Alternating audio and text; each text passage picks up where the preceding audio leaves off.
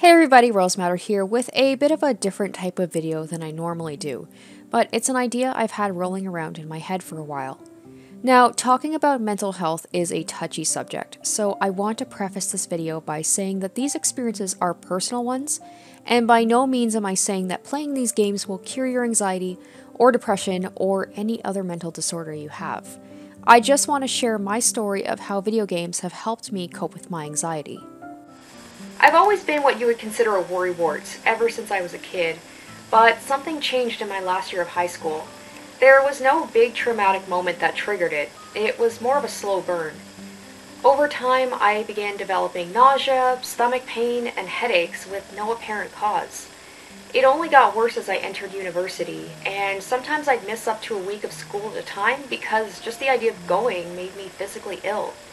It was frustrating not being able to understand what was wrong with my body, and after a couple more trips to the doctor, it was suggested that my physical symptoms might actually be a result of anxiety. The best way I've heard anxiety described, and it's quite appropriate given the subject matter, is as like perpetually hearing the boss music but never seeing the threat. Thankfully, I've been able to manage it more effectively thanks to learned coping mechanisms and a strong support group. However, some days are worse than others, and to help me get through these hard times, there are certain games I turn to help me cope. Of course, not every video game is the same or has the same results on everyone, but the best video games for helping with my anxiety works on something called the theory of attention. Anxiety often manifests because people spend so much time worrying about what could go wrong that the worrying itself becomes a problem. Video games can help because they distract the brain enough that it shifts your attention onto something else. In essence, the brain has better things to do than focus on potential negative outcomes. For example, if I find myself completely focused on completing a certain quest in a game, that doesn't leave me a lot of time to worry about a mistake I might have made at work. All the games I'll be mentioning in this video share some similar features that keep me engaged, such as pleasing graphics and music, a fair sense of challenge, freedom of choice, and a strong sense of immersion. Also, I won't be ranking these games in a list from least to most helpful. Each game I mention helps me in its own way, so I'll be going through them in no particular order.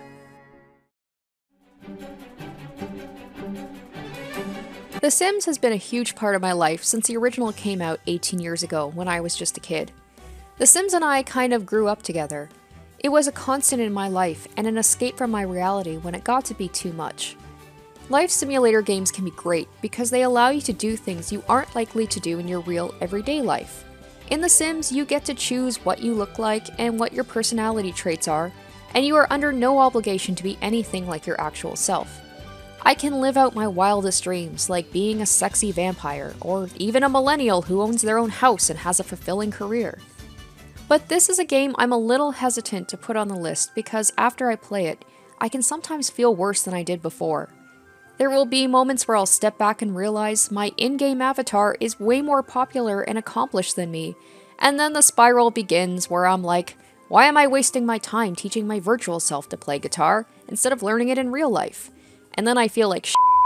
I used to go through phases where I'd play The Sims obsessively for weeks at a time and then not touch it again for like 6 months. When I do play The Sims these days, it's for short periods of time, and I like to play around in Create a Sim mode. Maybe trying to recreate TV or movie characters, or practicing my interior design. I also enjoy modding the game, and the process of browsing modding websites for new clothing or hairstyles, and then downloading and installing the mods itself, puts my mind in a calm, zen-like headspace, as weird as that might sound. So as long as I can avoid getting too deep into the game, The Sims can provide me a good distraction when my mind is racing.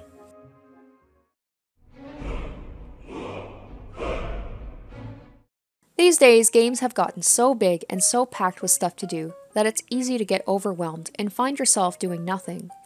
And for people with anxiety, open-world games can be oddly stressful. What would typically happen is I'd get to a point where I have a ton of quests, become overwhelmed, and step away from the game because I don't know what to do first. This is also a problem I have in my real life when I feel overwhelmed. Psychologist Barry Schwartz calls this the paradox of choice. When you're given total freedom of choice and a huge number of options, you'll end up feeling like you can't evaluate the quality of all of those options. Instead, you'll end up deciding not to make a choice at all. And I'll admit, as I get older and don't have as much free time, open world games, despite being one of my favorite genres, can stress me out just because there is so much to do and I have so little time.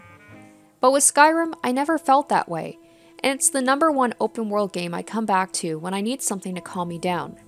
Maybe it's because I've put literally hundreds of hours into the game, so while it's a huge game, it's familiar enough that it gives me a sense of nostalgia and comfort because I'm so familiar with the game world. The beautiful environments from the snowy plains of the Pale to the never-ending Fall of the Rift, and serene soundtrack definitely contributes to this feeling of relaxation. The Skyrim soundtrack is actually my go-to music when I need to calm my mind, and I can't tell you how many times I've fallen asleep while playing it in bed on the Switch. But other than the serene music and atmosphere, what I find calming about Skyrim is a sense of freedom. It isn't all about bloody sword fights with bandits or slaying dragons. It's also about the hours spent adventuring and discovering new areas, having a pint at the local tavern, or just staring up at the night sky.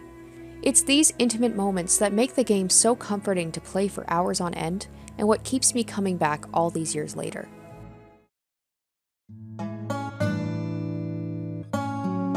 Like The Sims, Animal Crossing is a game series I grew up with since the original release on the GameCube. Through the years, the general gameplay remains the same, and it's this routine and predictable nature of Animal Crossing that makes it a perfect game series for someone dealing with anxiety. Animal Crossing is a game designed to be played in short bursts, so it's perfect for times when I don't feel like sitting down and dedicating hours to a game. It gives you things to do that will only take up to 20 minutes of your time, but will keep you coming back throughout the day. You'll switch it on, clear up the weeds from your garden, maybe catch some fish, and earn a few bells so you can pop by the stores to see what new stock they have. Animal Crossing fills my day with small, achievable tasks, and provides me with a happy break from reality, a way to feel like I'm accomplishing something. And just as there's no goal, there is no deadline in Animal Crossing. There's no real end to the game unless you choose to restart your town. Otherwise, your town will continuously flourish as long as you check in on it every so often. One of my favorite things about the Animal Crossing series is the interactions you have with your villagers in your town. Each animal has their own personality, and you'll quickly have your favorites, but it's a joy to talk to each one and see what silly thing they'll say. A good laugh has been shown to reduce the level of stress hormones in your body, and no matter what iteration of Animal Crossing you play, chances are high it will at least get a smile or chuckle out of you, even if it does so with a bad pun. But the #1 thing I love about this game is that I can bring it around with me on the go. One of the things that sets off my anxiety the most is traveling. Even something as mundane as a 20-minute bus ride can have me feeling trapped and stressed. So the ability to be able to bring my 3DS with me and distract myself with New Leaf is incredibly comforting.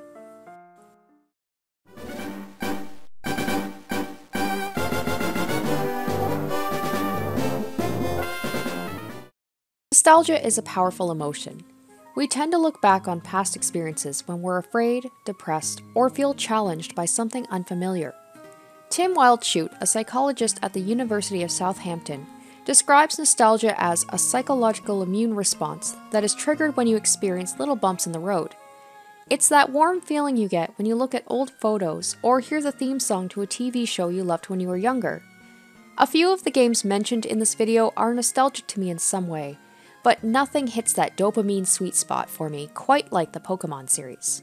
When anxious people feel we lack control, trying anything new strikes us as pointless, so going back to something familiar can help with those negative emotions, at least in the short term. When I'm feeling stressed, the idea of starting a new game is overwhelming, so I appreciate that the core aspect of Pokemon has stayed consistent since the beginning of the series with Red and Blue all the way back in 1996. Booting up Pokemon, especially the remakes of the first few generations, brings me back to being 8 years old, gathered around friends on the playground with our Game Boys arguing over which Pokemon was the best. And just hearing the music, from the 8-bit chirps of the Route 1 theme from Red and Blue, to the epicness of the Champion Battle theme from Heart Gold and Soul Silver, never fails to put a smile on my face. Of all the video game series I've ever played, Pokemon is the most personal to me. And although I may not be as into the newer games because I'm a filthy Gen 1er who can't take off her nostalgia goggles, I'll always have a special place in my heart for the franchise. And while I don't play Pokemon Go anymore, I'd be remiss to not put it on my list, as when I was fully into it a few years ago, it encouraged me to go outside and explore my neighborhood, talk to strangers, and generally make me feel like I was part of a community. In fact, there have been literally hundreds of stories of people who suffered from anxiety and depression who reported that playing Pokemon Go had a positive impact on their mental well-being. So what else can I say about Pokemon other than it's wholesome and fun and makes me feel like a kid again? And the fact it's full of adorable critters that you can take care of and love doesn't hurt either. And based on how popular Pokemon still is over 20 years after it first released, I have no doubt it will be around for me to get lost in for many more years to come.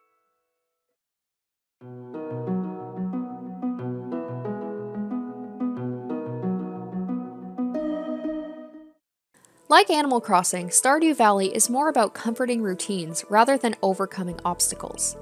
The game is a modern farm simulator, similar to games like Harvest Moon, where you are allowed to choose your own focus, and there is never any pressure to make the choice that the game considers to be correct. There is no game over, no way to die, no way to fail anything. If you can't accomplish a goal today, then you can do it tomorrow, or the next day, or the next season. When things in my real life are chaotic, I find that the routine of Stardew Valley is calming. There's just something therapeutic about doing the same tasks over and over. There's no tension or competitiveness or stress. Just sit back, enjoy the calming music, and plant some seeds. And like Animal Crossing, the playtime is divided into in-game days, but provides endless fishhooks to make the players want to continue for just one more day. I've lost count of the number of times that I've thought, let me just water my crops and check the mail, and ended up playing another in-game week. The villagers are also friendly and usually happy to talk, and having a short conversation with them each day will improve their opinion of you. As you gain rapport with villagers, they will give you more of a glimpse into their private lives, including their dreams, fears, and mental health struggles. These interactions add a lot of depth to the game, making it feel more like a real community. When my anxiety is really bad, I have an overwhelming urge to cocoon myself from the world and shut myself off from friends and family. In this state, even the act of answering a simple text message can be mentally exhausting. So games with social aspects that make me feel like I'm making personal connections, even if it's just with virtual characters, can give me a little mental boost. And after playing a productive day or two of Stardew Valley, I often feel more ready to get things done in my own life as well. I'm sure you've noticed a pattern with the games I've mentioned so far. For the most part, they contain little to no violence, but sometimes after a stressful day, I don't want to play something that's all happy, happy, joy, joy. I want to break something. My go-to games for when I need to get some aggression out is the Burnout series. I'll say off the bat, I am not a racing game fan at all, but the series' emphasis on creating havoc and mayhem is what sets it apart and makes it such a blast to play. Ramming into cars with sheer contempt at 160 miles an hour and watching the ensuing carnage in slow motion is one of the most oddly therapeutic experiences I've had in a game. I prefer the more arcadey style of Burnout 3 Takedown, but if you're more into an open world experience, Burnout Paradise is for you. It's a wide open playground of vehicular slaughter, but you can always just cruise around the city and smash through barriers and signs while listening to Beethoven's Moonlight Sonata like a sociopathic Bond villain.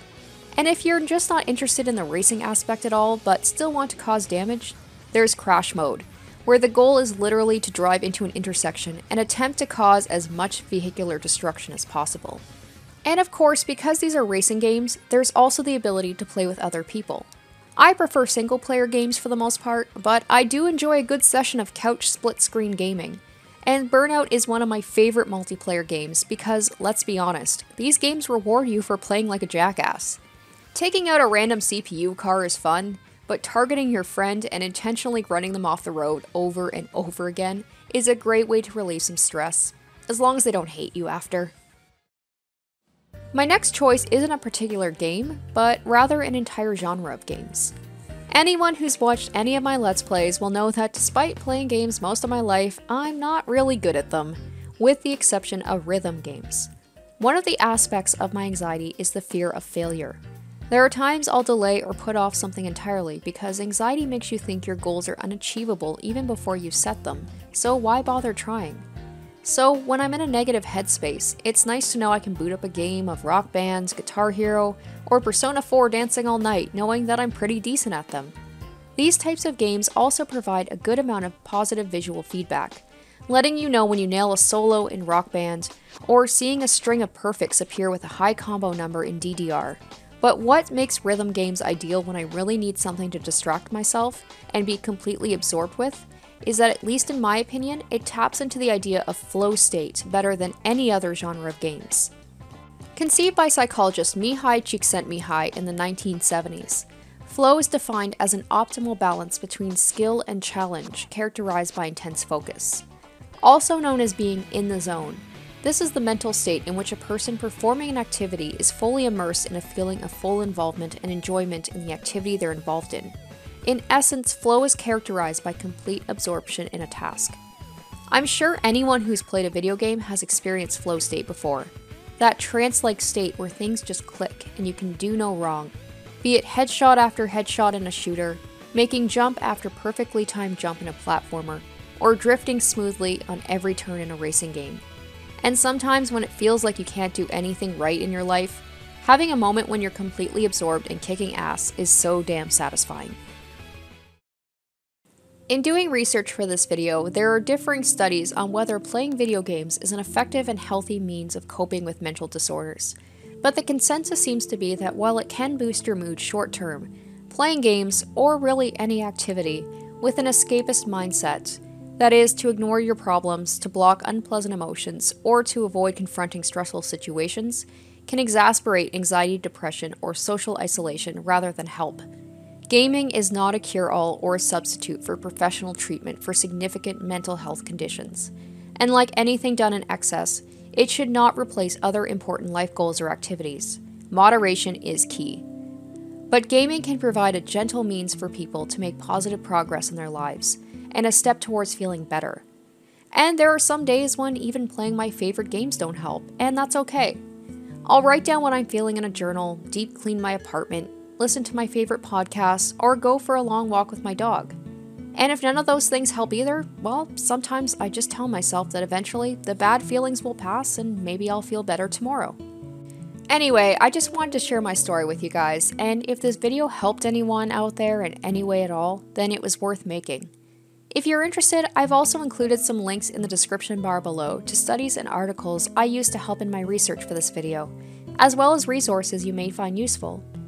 Have you found that gaming helps you when you need a mental boost? And if so, what games do you turn to? Let me know in the comments below. I'd love to hear your guys' opinions.